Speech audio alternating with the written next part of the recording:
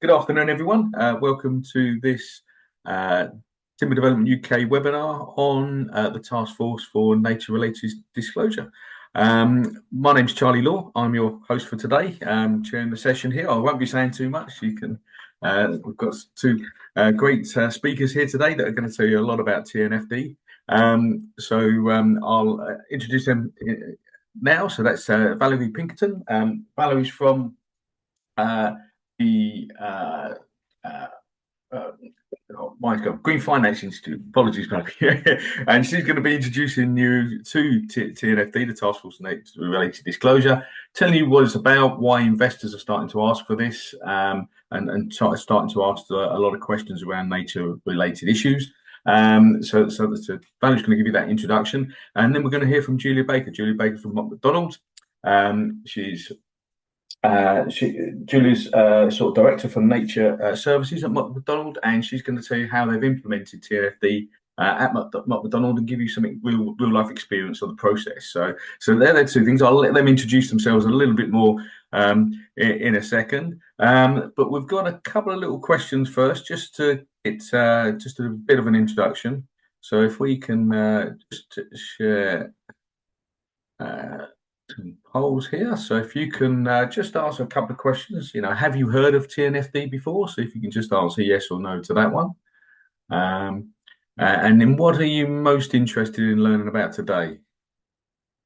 So hopefully you can see the questions on there. Yeah, we're starting to get some answers through. Here we go.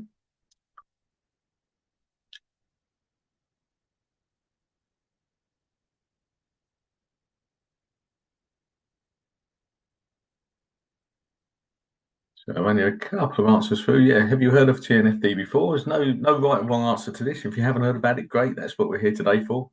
If you have heard about it but don't know a lot, again, that's why we're here today. So no, no right or wrong answers here.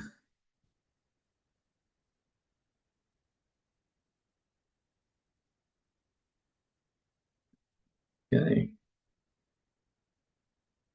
Most of you have answered there. So I'll end that poll. We'll just sort of see what the results, share the results here. So I'm not sure what hopefully you can see them. So there's yes, quite a few of you have heard about it, but some of you haven't, which is fine. I can't see what the short answers are on my screen, so I don't know if you can see them there, but so we'll have to come back to those. There we go. So we'll stop that for the minute. And what I'll do now, any questions throughout today, if you click on the Q&A button down the bottom of your screen, if there's any questions that you've got for Valerie or Julia as we go through, we'll pick those up at the end. But to start the ball rolling, I'd like to hand you over to Valerie to introduce you to TNFD. So thank you very much, Valerie. We're going to turn our cameras off and just focus on Valerie. So thanks very much. We'll hand over to you, Valerie. Great. Thank you so much, Charlie, and thank you so much to the whole Timber Development UK team for having us today. Really appreciate the opportunity to speak with you. Let's see if I can successfully share my screen. Hopefully that's up.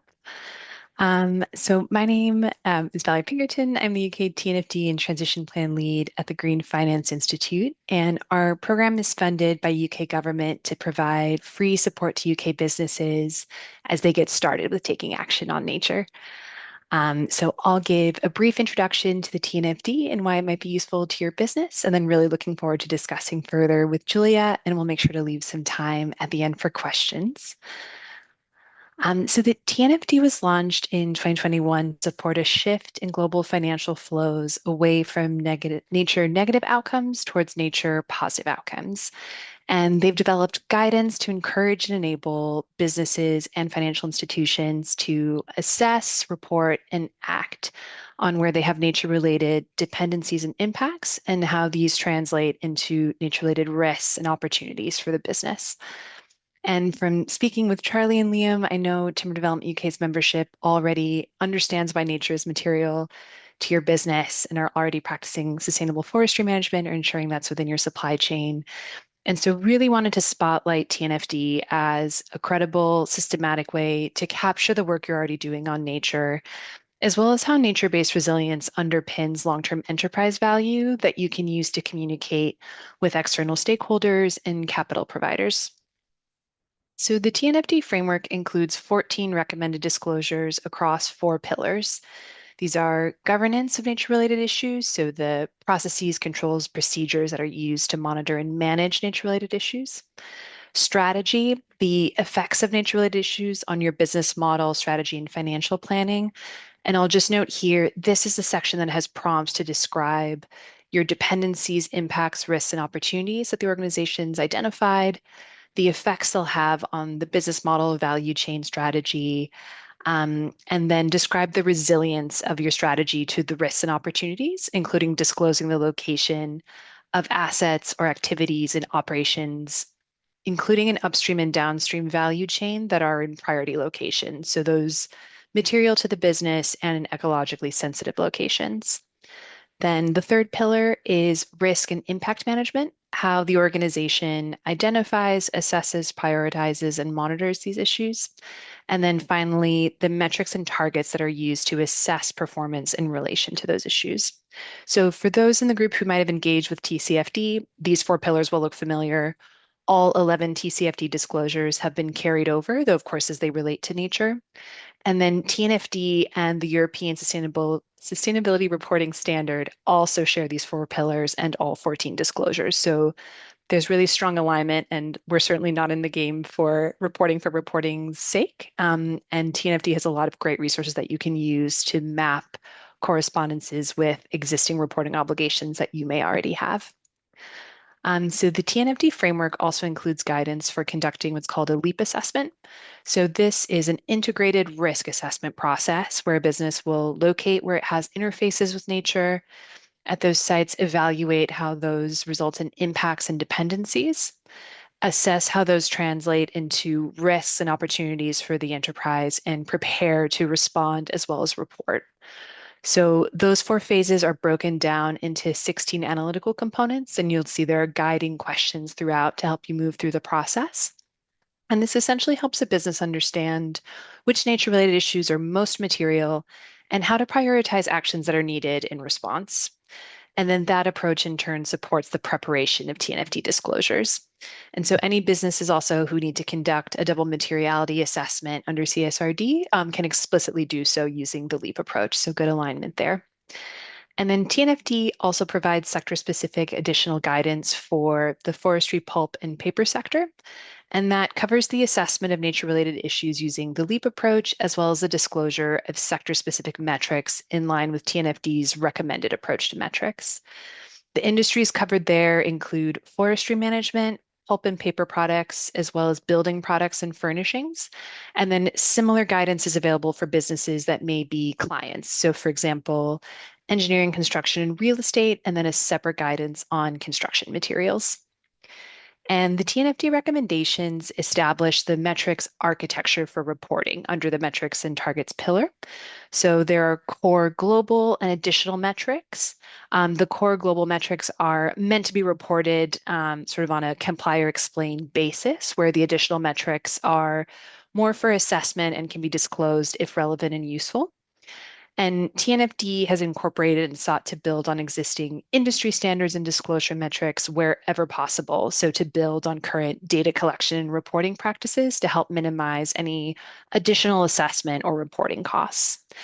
And then this sector guidance gives guidance on how you apply those core global metrics, specifically in your sector context, as well as provides additional sector metrics.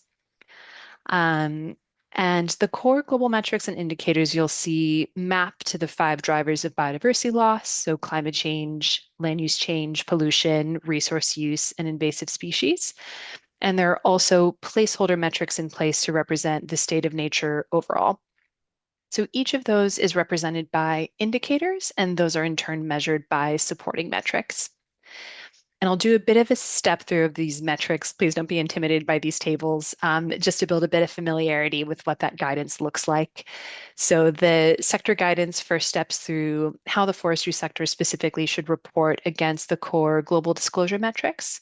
So for example, just to get you familiar with the structure, you'll see that land, freshwater, ocean use change as the driver of nature change. That's then captured by global indicators that include total spatial footprint and extent of land, freshwater, and ocean use change.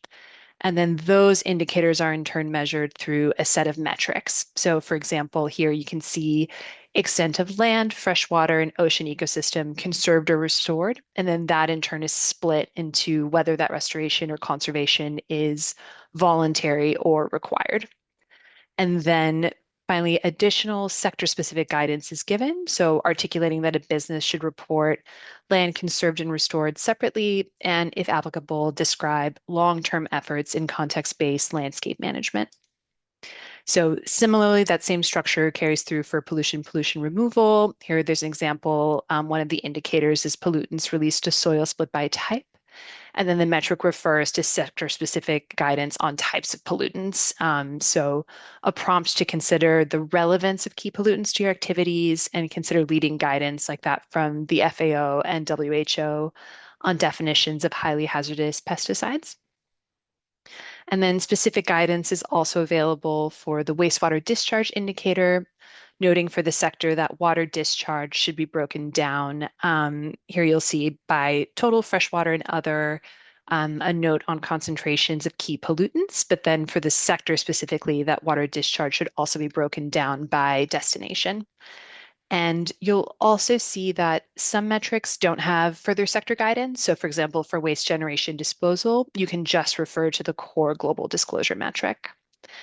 Continuing on pollution indicators and metrics, for non-greenhouse gas air pollutants, the guidance specifically calls out hazardous air pollutants and particulate matter from the combustion of wood fuel during production, as well as sulfur and nitrogen oxides, particulate matter, and volatile organic compounds from processing and manufacturing. And then noting resource use and replenishment is an important driver for the forestry sector. The additional guidance for the sector on the quantity of high-risk natural commodities source is split out by type, gives an opportunity to provide information on the forest management conditions for wood. So here drawing out particularly sustainability certifications that you may have in place. And then placeholder metrics are included for invasive alien species and the state of nature. Greater clarity is forthcoming on both through outputs from the Nature Positive Initiative and a consultation underway between the TNFD, GRI, and SPTN together. And that's looking at the adoption of the NPI's proposed state of nature metrics into those framework standards and target setting guidance, and making sure that they're fit for use for assessment, disclosure, transition planning, and target setting. So watch this space there. And then the sector guidance for this sector doesn't distinguish any other core sector metrics, but the remaining metrics are those additional sector disclosure metrics. So you'll see these include the proportion of the forest area certified by third-party certification systems, the proportion of land owned, leased, or managed that's designated for restoration or conservation, carbon sequestered by land owned, leased, or managed, and then finally areas of high biodiversity value or high conservation value, which are protected.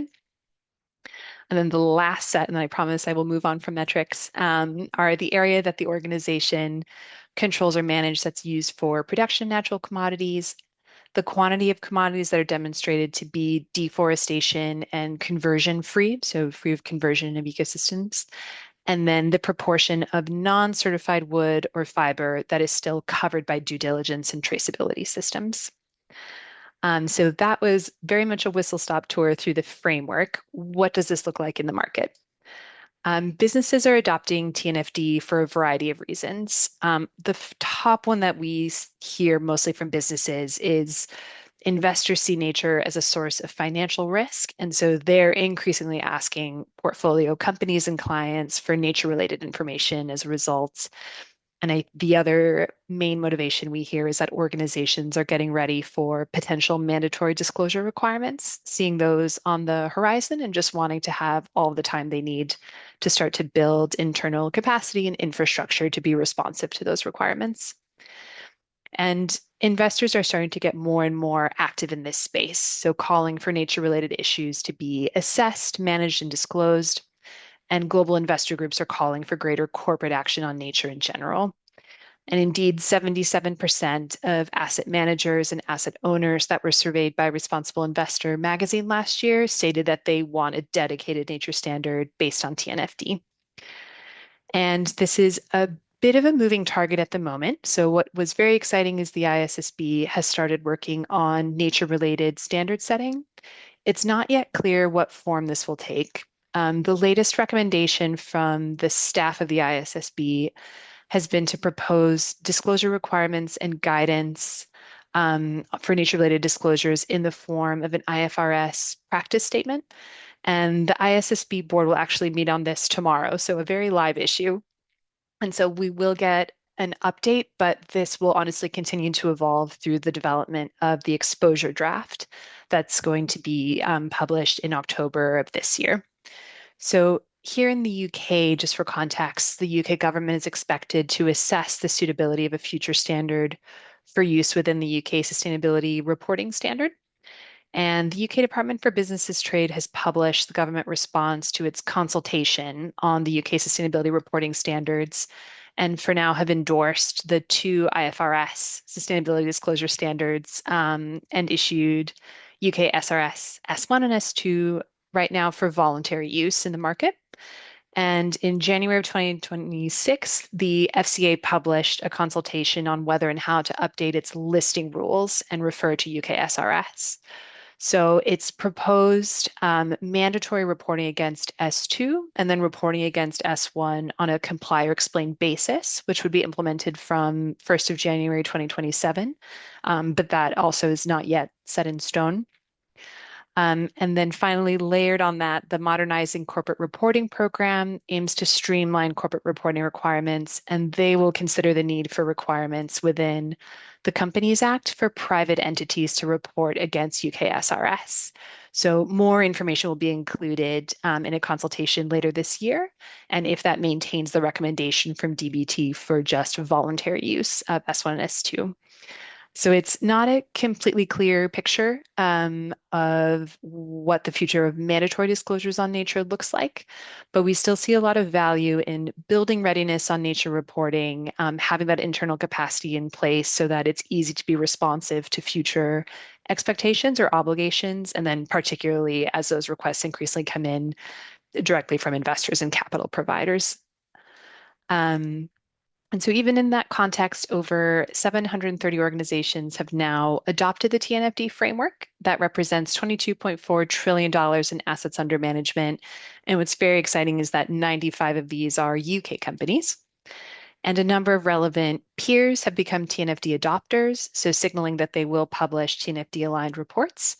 And that includes forestry businesses, built environment businesses, and financial institutions that are investing in the sector. And indeed, there are 25 of the 95 adopters in the UK are financial institutions. So there's a lot of momentum in that space.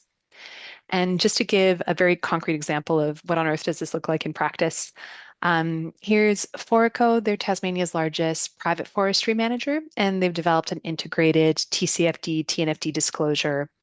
And you'll see the report steps through their governance, strategy, they call it scenario analysis, risk and impact management, and metrics and targets. And the analysis draws out where they saw nature-related risks and opportunities and impacts and dependencies. So, for example, in this table, they highlight wildfires as a key risk, translate that into potential impacts on the business as damage to key assets and increases to tree crop insurance premiums. And then finally, their response measures in terms of fire breaks, internal wildfire management, and landscape management. And just a peek spotlighting their metrics and targets for impacts and dependencies, they do step through those core disclosure metrics that we reviewed earlier. This is an example of just their pollutant reporting and that alignment to TNFD indicators. And then some of their illustrative response metrics. So they pick up on some of the key metrics we talked about, spotlighting credible and transparent third-party certification, as well as the production, consumption, and sourcing of raw materials that's traceable. And I cheekily highlight Foraco because after their founding in 2014, the company really rapidly increased in value. The business tripled in value in 9 years before it was acquired by three pension funds. And that's interpreted to be a reflection of their broader strategy of mitigating nature-related transition risks that a lot of investors and companies are increasingly prioritizing, and their ability to really effectively communicate this performance. And then just to share an example from the client customer side here in the UK, Kier's TNFD report highlights their enhanced supply chain standards. So updating and enhancing their procurement standards and controls for biofuels, timber, soils, and aggregates. And just noting that they identified resource availability as a key nature-related dependency, and then resource extraction as a key impact. So looking ahead, establishing control standards for key resources with a risk of nature impacts, including timber, really came forward as a management priority for the business. And with that, I'm going to smoothly stop sharing my screen, and then we'll welcome Julia to join me. Very, very grateful for the opportunity to speak with you and get your perspective on TNFD here. So, Julia, maybe I might start out just by asking, why is nature material to your business, and what are some priority areas for Mott MacDonald's work in this space? Yeah, and thank you so much for hosting especially Charlie, hosting this webinar, and also just talking about this. And I thought it was really interesting that presentation that you just gave. So thank you for that. Gotcha. So for Mott MacDonald, for those who don't know us, we are a global engineering company. So we support the design and optioneering and even throughout the construction of engineering projects. We mainly work on those large projects, the nationally significant infrastructure projects. So transport, housing, energy, water, all those kind of projects. I've never known a project that doesn't need timber. And it's really interesting. I think one of the things to highlight from one of your last graphs was that global uptake of TNFD. Doesn't the UK have the highest number of TNFD adopters? We have the second highest after Japan, but there'll be Second highest. another adopter announcement in the Yeah. autumn, so there's still time for us to So, be number one. yeah, I mean, I love competition, but I think it's just extraordinary because no one is asking these companies to talk about how the global loss of nature is a risk to their financial performance. No one's telling them, like you say, this is a voluntary space. And we have Japan and now the UK second place, where companies are doing so on a voluntary basis. So that question, and come back to your question, is why are we doing so at McDonald's? Is why? We're very busy people. We've got enough to do. We've got complexities of life. Why would we voluntarily take this on? And my experience is that it starts off with this remit to do more for nature. So it does start off in a sustainability world of nature positive. The global goal to have more nature in the world, and that's certainly that ambition and that innovation that we should move to. Absolutely. But when you start to go through TNFD, it's the penny drop moment. And the penny drop moment is that the global loss of nature is a risk to your financial performance. And you haven't realized that yet. And that's why you've seen that fast rise of TNFD adopters, because it gets to here. This is actually the heartbeat and the lifeblood of our organization. And I think it's really interesting because nature positive is important and obviously part of your sustainability agenda, and that really interesting piece that you talked about. But actually, when it moves into that corporate risk resilience space, there's suddenly, okay, we need to move action here. So how do you understand those risks from the global loss of nature, and how do you tackle them in a way that you are supporting more nature in the world? Because it's not rocket science. If the loss of nature is affecting our business, let's have more nature in the world. You've got to be very specific for that. So to answer your question, we certainly do so much about nature. We work in the biodiversity net gain space. We're here in the UK. You might have heard about biodiversity net gains. That's very much a site-based approach. When you build a development, you have more wildlife-rich habitats after the development, and that's great. But when you think about nature positive, you're thinking upstream. What are the impacts on nature upstream in our supply chain? And which one of those is a risk to our business? And you'll get that crossover. You'll get those biggest impacts, the biggest ones that are risk to our business, and how can we work with our suppliers to tackle them so we're all more resilient in that space. It's a really interesting perspective, and I'm curious how that's translated into the type of information and data that maybe you're asking suppliers for, and then how in turn that sort of informs your decision-making process for projects. I think one thing, and was so excited to be on this webinar, is because out of all of our supply chains, the timber world have actually been doing this for quite a long time, because it's just so, it's just so much part of what you do in that space. So you will be doing this, like everything as you work through TNFD, all the things that we're going to be talking about. So just to give you that reassurance, because one thing we're very, very mindful of when it comes to our suppliers is that I know we already ask you for loads of things. We ask you for carbon, we ask you for circular economy, we ask what you do with your waste, we ask you about modern slavery, and we were very hesitant about coming up with something that would be a burden and turn quite quickly into a tick box exercise, because that's the last thing we want. And I think especially for suppliers like the timber one, when you're already doing this, we wanted to talk more about, firstly, how can we help you help us, in that kind of like landscape. Also really speaking plain English about, this is our experience about how the global loss of nature affects our supply chains. We can go through some examples. Have you come across these? Are you working on these? And I think that kind of like plain English language about risks to our business, and which one of those relate to nature, because there's probably more than you think, and then kind of working on that basis. Yeah, really helpful that it becomes this absolutely practical consideration, and not just data requests for data request's sake. I know, especially when it comes to metrics. I mean, personally, I love a number and a metric and a Same. spreadsheet. You just got to get to the heart of what matters when you're dealing with very busy people. And especially like the timber industry, like I said, I've never seen any construction project that hasn't used timber. So it's such, we've had sustainable timber and, that kind of like discussion for so long now, that I think you are so far ahead. If you think about a marathon, you're probably halfway through than others who are on the starting line. And I think it's a really lovely time to have this conversation, because, all of these things like that, like, when we talk about the global loss of nature, we'll talk about what you talked about. Okay, there will be more pests and diseases and more invasive species under climate change. So we work a lot, with farming supplies and things like that, and how can we help you tackle that? Because that's a root cause of nature.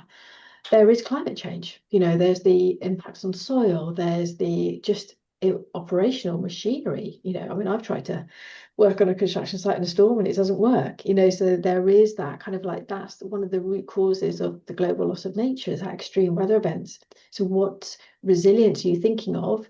And there's a lovely full circle where you can get a nature-based resilience, to nature-based solutions to support your resilience, and then you're adding more nature in the world, so you're helping to tackle climate change as well. And this kind of thinking really unlocks that innovation.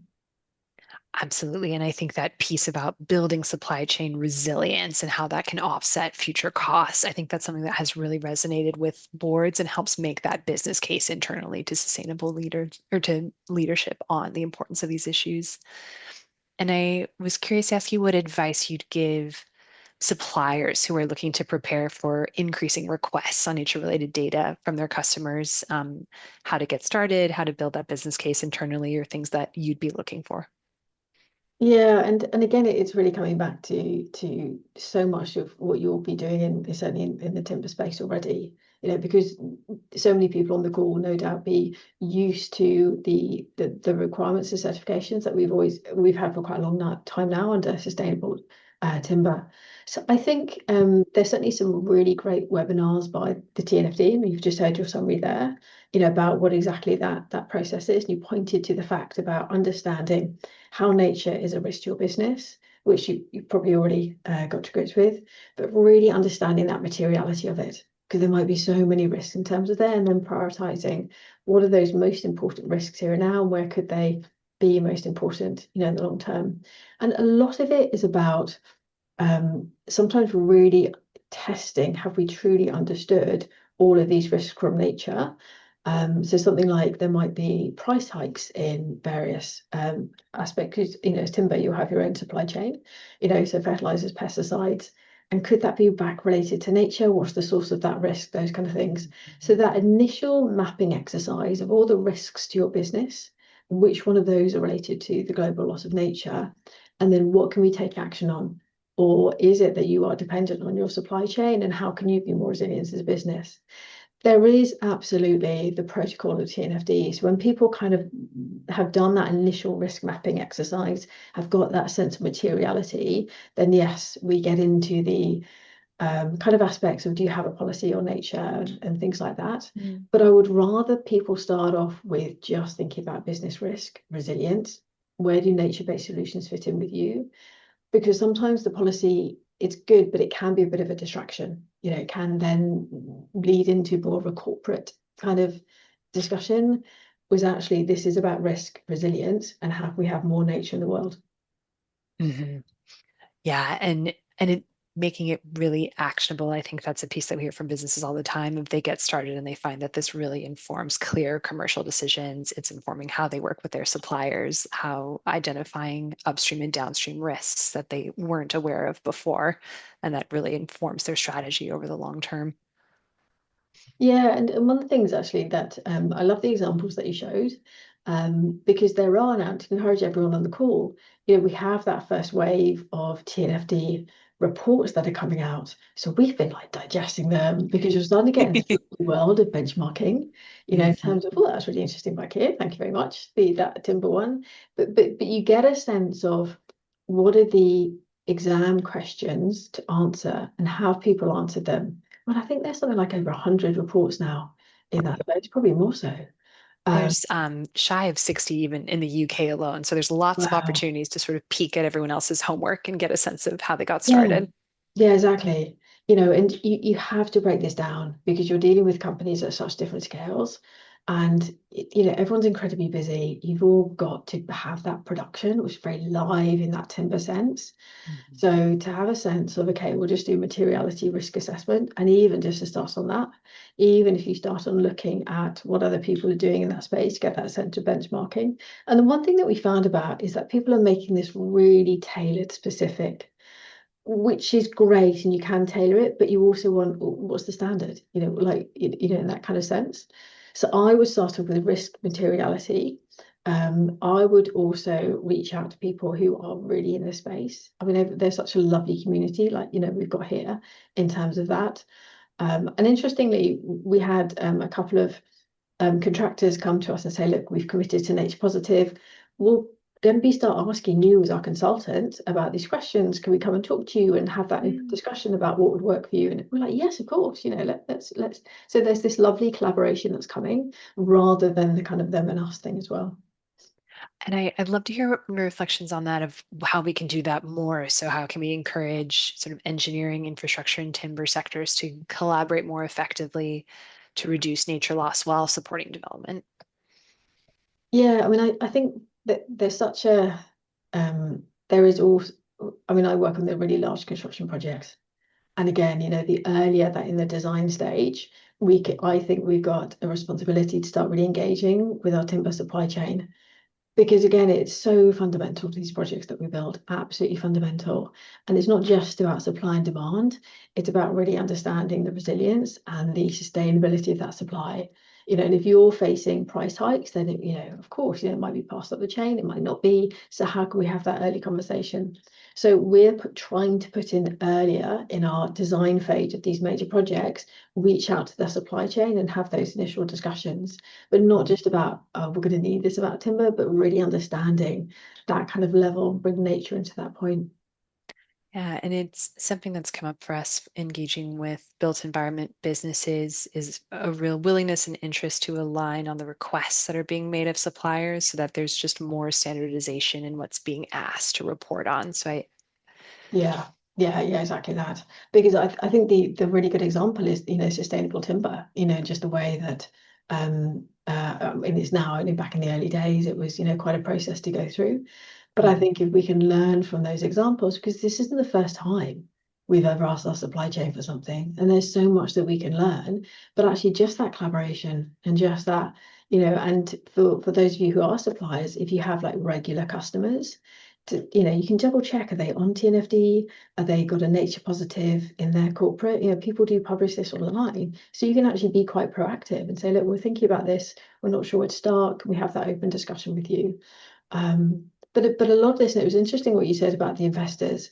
Like it is, there is of course a sustainability aspect, and so much of my work is about nature and bringing nature home. But this discussion is first and foremost about there's a risk from the global loss of nature to our work, to the timber supply chain, to all of our supply chain. How can we work together and really understanding those risks, like in the round, like you say, pests and diseases, invasive species, climate change, extreme weather, transport, whatever that might be, and how can we all work together on those, and then we can get into and we have more nature in the world. Absolutely. And we run a pilot group of businesses who are developing nature transition plans, and a key component of that guidance from TNFD is around the engagement strategy and just an awareness that there will be these broader systemic nature risks that are too challenging for one business to tackle on its own, but through collaboration with its value chain, with sector peers at a landscape level, that you can really move the needle on some of these nature outcomes and make a big difference for the resilience of your business. Yeah, and just to give you another example, we're working with actually sort of an urban regeneration company. They would come in and they would regenerate this urban area, and they've done so much with nature, and it was great. They take an area, they build like offices or cafes, and they like really invest in nature because they know that if you make it a lovely green space, people will come and then they fill their office spaces and things like that. So really interestingly, they had understood that nature's fundamental to their profit margins. And they heard about this TNFD thing, but they weren't quite sure. So we came and did a couple of workshops with them. And I was chatting to one of them. They got a place based in London. I was like, your water bill must be going up. I mean, there you got this nature. London's now incredibly hot during the summer. You Boy, don't want howdy. people to, yeah, yeah. You don't want people to come and then see the grass drying out. I bet you water it. And they were like, yeah. I mean, it's every year we have to increase our water budget. It's like, right, okay. So you've recognised there's a drought. You recognise that, water, you need more water to fuel this nature, but you increase your water budget. Have you thought about anything else? Like, no, no, no, we just increase our water budget. And I went through, it was actually really good timing. The Environment Agency had just published their drought predictions for the years to come. And I said to them, look, you have to understand, you'll get to a point where there won't be any water to buy. Doesn't matter if you've increased your water budget. We're going into drought. You have to rethink this. The global loss of nature and the way that it's a risk to your business isn't business as usual, that you throw money at the problem. It requires that innovation. And what it does is you say, okay, let's think about the rains that we get in winter. How can we capture that? How can we store that? How can we be more resilient as a business? And it was that moment where people were like, I get it, Julia, I get it. And then you move on that space. Yeah, and I think from that story as well, how important it is to take an integrated lens at climate and nature together, because these nature-related risks and opportunities are, of course, going to be shaped by climate change. So the challenge you're addressing today is not what it's going to look like in 5 years. And how are you thinking about that longer term process? Yeah, exactly. And I think TNFD is so helpful to unlock those opportunities. But what I'd encourage people to do is to just sometimes when it's new, what it's like, you can get a bit lost with all the metrics. It's not about metrics, like come to that, don't worry about that. It's really understanding what are the risks, but also where is that innovation piece, which is a really exciting place to be. Yeah, and I'd love to hear maybe what you're observing from other leaders in this space, or what some any other examples of innovation that you'd like to spotlight. So one thing actually is it is tricky, like mapping your supply chain and mapping the, just where the nature risks are, especially when you're working on a big project. Mhm. And we found biodiversity footprinting to be invaluable. So there's a lovely tool that's coming out. Basically, like carbon calculations. We have your scope one, scope two, scope three, and you look back and I'm sure, yeah, Charlie's like, yeah, don't tell me, you're asked to report on that stuff. So it's pretty much the same. It's a biodiversity footprint tool, and it's lovely because it uses the same information. Like if you do a carbon calculator, if you do circular economy, if you keep track of your water, your land, you have the information you need. You can run it through a biodiversity footprint, and it's a lovely screening assessment that gives you a single number, a biodiversity impact score, and it will highlight where your hotspots are. So rather than take this huge complex supply chain data center, actually, I've got 2 or 3 areas that I'm going to deep dive in. The next year you can do it again, you can do it again. So there are the definite tools that kind of cut through the complexity and make sure that you are laser focused on what matters, because it's not about tackling everything. I think that's such a key piece of advice and something that we try to reiterate with TNFD is that you don't have to do it all at once. Move through that LEAP risk assessment approach to define what's going to be most material to your business. Start with a narrow scope and build out over time. I think looking across the whole value chain and the list of metrics can be really daunting, but that it really is something you can do iteratively. Yeah, absolutely. Yeah. Great. Well, Julie, thank you so much. I'm going to have a peek, or maybe actually hand to Charlie, who I know has been keeping an eye on the Q&A and would love to hear if folks have questions. Yeah, we've got a few questions that have come in. So first one is, I think you sort of touched on some of this, Julia, is what might suppliers be required to provide you as a TNFD signatory, and would you expect those suppliers to actually sign up to complete the TNFD process, or would you just be asking for certain information? Yeah, it's we're certainly seeing it from us, from Mott MacDonald. Like, we are being asked, for information from our clients as well. Mm. So we're definitely seeing the triple effect. And from our point of view, there is inconsistency in what people ask us. So we always go back to our clients. We talk to them about where they are, where their ambition is. It's just this the start, and then you're going to open that. Some people ask, have you got just a nature policy? Like, have you got a policy on avoiding and minimizing your impact on nature, on contributing to nature positive plan, and that's it. Some people ask if you are aligned with TNFD, making that adoption, we appreciate, is a really big step. And we certainly wouldn't expect people to do so, but it gives us confidence if you are. So it's like, if you think about the bronze, silver, and gold response, then obviously, this kind of thing. We are asked about materiality, like, has nature come up in terms of when we've done a materiality assessment of our business? And what we see are the major nature-related risks and how we're managing that. So for us as Mott MacDonald, it's quite an interesting space, because obviously we're consultancies, we have offices. One of our biggest supply chain are people who supply us with PPE. Like, I mean, that is, what do? We engineers, I'm the nature person, we go out on site, have a look with our PPE, we'll come back in.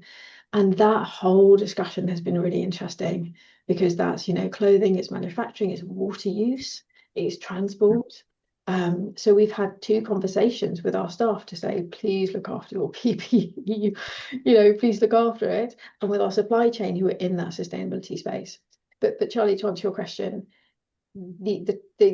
sometimes the answer is, have you got nature policy? And that's about avoiding and reducing your impacts.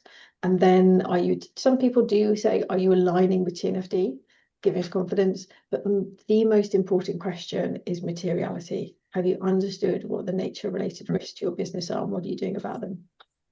And I might just add that becoming a TNFD adopter does not commit you to disclosing against all 14 disclosures. Rather, you can provide a partial disclosure that's, this is where we've gotten started and this is what we're looking to Okay. do next. But becoming an adopter and signaling that officially, it gives a good signal into market that this is something you're taking seriously and you're quite sophisticated on exactly those material risks. Yeah, That's good to hear that it's that it's a staged approach. You're not expecting everyone to do all 14 Mhm. parts straight away, and I think that's key. It's a step-by-step approach. Start somewhere, Mhm. and then build on that data as best you can. I think is what I'm hearing here, which is understandable and really good way to do it. Thank you. Yeah.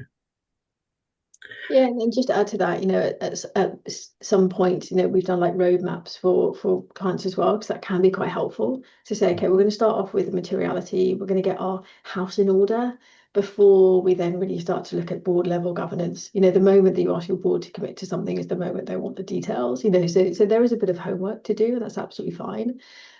We've reached out to our clients and then our supply chain as well, who are in this space. So a lot of major contractors in the UK have either got an H positive plan or TNFD adopters, they're like the one that you said, which is fantastic.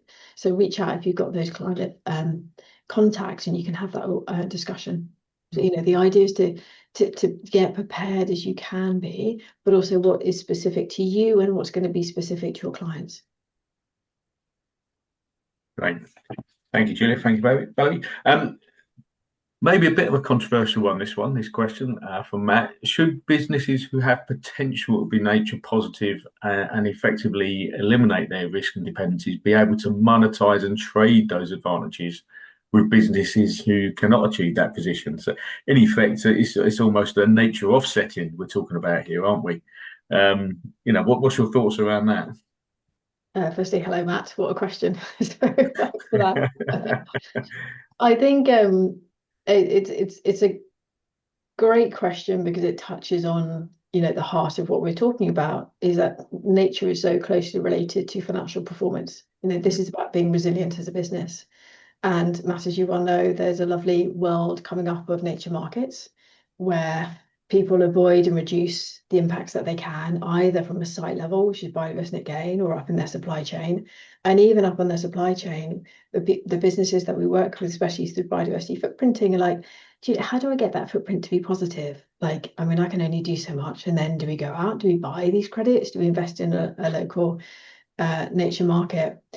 So, Matt, in a way, so long as it's done well and so long as there's a positive outcome for nature, which I'm sure you'll agree with, absolutely. We really should investing in this nature market as a way. But I think it needs to follow that mitigation hierarchy approach, which is what effectively, you talked about mitigating the impacts and risks. But at the end of the day, to truly have more nature in the world, we need to invest in nature. And if that's through a nature market or if that's through your own investment in your own nature projects, fantastic. Yeah, and Julie, maybe just to build on that, actually building off the Foraco example, because they found that a revenue stream they were able to take advantage of was the sale of carbon credits um, in Australia, but wanted to also flag the International Sustainability Forestry Coalition, along with the Capitals Coalition and TNFD, have kicked off the Forestry Natural Capital Project with 18 leading forestry organizations, and they're looking to create a harmonized approach for measuring and valuing forestry's natural capital. So that is really about trying to capture the value of all those great benefits that sustainable forestry management can deliver. And then from the TNFD perspective, moving through that process in terms of identifying risks and opportunities, that can translate into reduced costs of capital, enhanced access to capital, new revenue streams that could be related to a price premium related to the sustainability of the product or entry into a new market. And then the other key piece that we hear a lot about is that supply chain resilience. So kind of avoided management costs, reduce exposure to price shock, that there really are a whole range of these financial benefits to be realized from having kind of strong management of your nature related issues. And I think that's the interesting place. Like people really start to unlock this conversation that they haven't quite had before. Like firstly, really truly understanding the risks, like the water budget that I explain, and then you get innovation. We've had climate resilience teams saying, look, we've got a climate resilience strategy, or how can nature help you be more resilient? That's just a very physical aspect of your site, really looking at nature-based solutions. Or if you don't own upstream where that flood water is coming from, there might be a nature restoration project you can help invest in. Aviva done some fantastic work with that. So it really unlocks that kind of lovely innovation. And then you start to look at where those places are coming from. But honestly, thank you for your question, because I think that the nature markets is a really great space. And I think we'll get more and more into that. Yeah, and that's it's something that I know sort of Grown Britain are sort of looking at. They're sort of developing. We're working with them at the moment, trying to develop sort of carbon storage type measurement and certification system. And part of that, they very much want to bolt on at some point the social value and the nature value of that stored, stored in timber. What is the value of that timber going forward? So that's definitely something I think it's going to move forward, and it can be a bit controversial. Just talked about just mentioned Grown in Britain there. One of the things I noticed was around certification, Valerie, and you mentioned there that you mentioned in there FSC and PEFC, but there was no mention of the Grown in Britain side of things. It might be something you want to look at going forward, is whether that's something that can be included, obviously from the UK point of view, because that's a UK endorsed um, responsible sourcing scheme, basically. So Absolutely. now, And accepted by the UK government.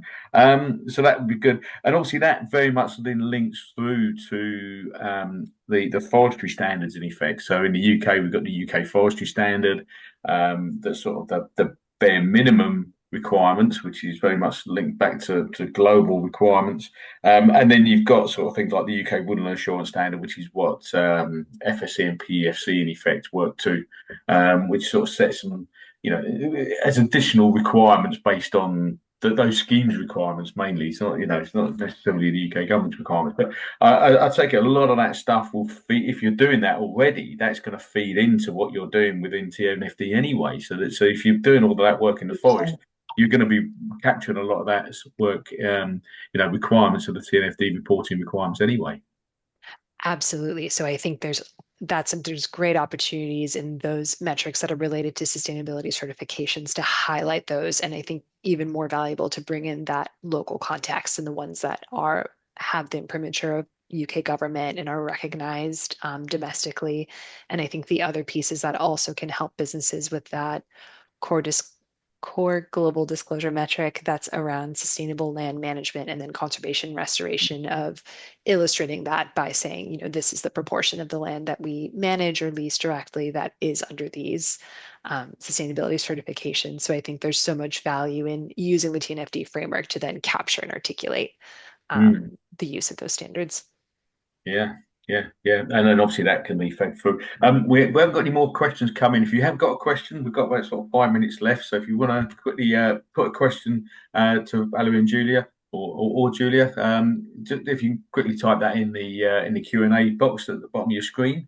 But so just moving back onto a key thing I think you talked about was around sort of mandatory reporting that may be coming in at some point. When what's your feeling around when that might come in, and what might that include? You sort of mentioned you mentioned that against S2, but I don't know if you can just expand on what that means. Yeah. So maybe let me back up because I know I motored through that. It's all a little bit of a complex space. And the honest answer is I'm not sure what the timing will look like. Yeah. The next sort of two key milestones we'll see will be the consultation from the Modernizing Corporate Reporting program, and that will provide a proposal or articulation around any amendment that might be needed to the Companies Act in terms of disclosure from private entities.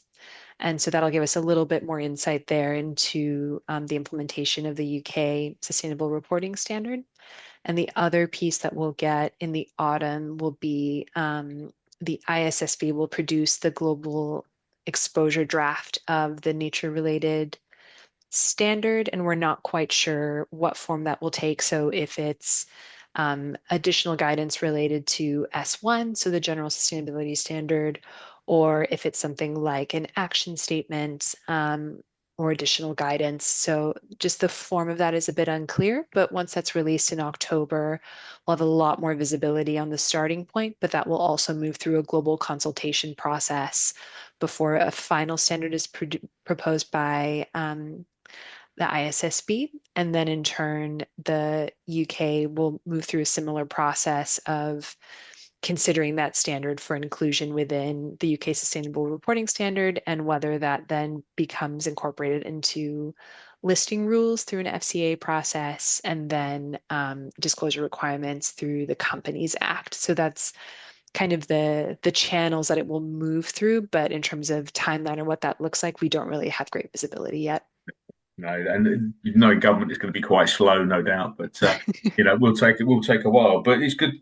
It's good to see that that process is going to be followed, and it's likely that some of that's going to come in, and that will obviously only affect certain companies initially, and that will be phased in over time. But we've got some large companies on the call today, so that's really important that they get abreast of the situation here and understand that this is coming, and it's something they really should be starting to look at now. And like you say, they're probably doing a lot of it already, but just it'd be nice to get it into that packaged up into that TNFD box basically, and say, right, yes, we're ticking all these boxes. Maybe we need to look at these areas here because we're not so sure about what we're doing here. And that really sort of was your approach, Julia. Sort of question for Julia here: was that your approach? We're doing a lot of it already, but what bits are we missing? Yeah, absolutely. So firstly, we are tracking, trying to keep track of, and thank you, Valerie, for explaining. It's quite a fast-moving space. We are also monthly tracking the TNFD adopter list, or just clients in the space, and just checking client website. Have they got something on H positive? Are they posting on social media? Clients move faster than the government. So yes, you're absolutely right, Charlie. This is coming, and it's a really interesting direction of travel that's in heading in the right direction, but it is quite a slow-moving space. Where suddenly we'll get all these clients like talking about an H positive or having an H positive trial and a project, and our infrastructure clients, the energy, water, and transport suppliers, we're getting more and more from them. Some of them are aligning with TNFD, some of them are adopting TNFD. So we are tracking them and having those very open conversations, about what they're expecting us to do. So that's definitely something that, and again, we're starting to see that, come through our procurement. If you want to get on the framework, have you got an H policy or whatever that might be? So we're certainly starting to have a look at that. But again, I think that open conversation, to suppliers that we regularly work with for our PP, we just knocked on the door, said, can we have a conversation with you about? I'm really opening those discussions. So if you do have a really good relationship with, certain clients or customers, have a look at their website, check their sustainability plan. Are they talking about this and what's going to come? But I absolutely want to assure everyone on the call, you will already be doing so much. Like you're ready because you've had to have these standards, but it's so important to your way of business anyway. So you're already so far down that kind of marathon run than other people at the starting point. Mm-hmm. Right. Thanks very much there, Julia and Valerie. I just want to launch one more sort of question. So the end poll really, just to ask, are you thinking about more about adopting TNFD following this course really? So while we listen to that and put your answers into there, I'd really just like to thank Valerie and Julia for the insights today. It's been really interesting from my point of view because it's something I didn't know a lot about, and it's been really interesting listening to you and listening to your experiences on this. So that's been really valuable to me and hopefully to the audience today. I'm sure it has been. So really want to thank you very much for that. And we'll just see what comes up in this poll here. See what there's quite a few saying yes and maybes, and there's no no's at the moment, which is good. So music to my ears. just I'll get through the results in a minute, but just wait for a few more answers. But yeah, if you could quickly answer that, I think we'll probably have a bit of a feedback as you exit as well to the attendees, and we'll get a bit more insight into that. But yeah, while you're just filling that out, I think that seems to have stopped now, so we'll just end the poll and I'll just share the results there. So yeah, so quite a few yeses and a lot of maybes, but no no's. So that's great news. So that's good. Good to see. Good to see. So thank you very much for your time today. We really appreciate you coming on this call today, Valerie and Julia. It's been really good. And thank you everyone for attending. Hopefully you've had you've learned a bit more about what TNFD is, the same as myself. And hopefully we'll be able to move this forward and keep up this relationship with Valerie and Julia. If there's any questions or anything going forward, we can reach out to Valerie to do some more on this in the future. But we're at 2:00 now, so I'll let you both go. We've reached our time, so thank you very much for coming along today, and we'll see you again soon. Thank you very much for hosting us. Yeah, thank you so much, Charlie Liam. Thank you so much, Julia. Thank you. I'll let everyone go.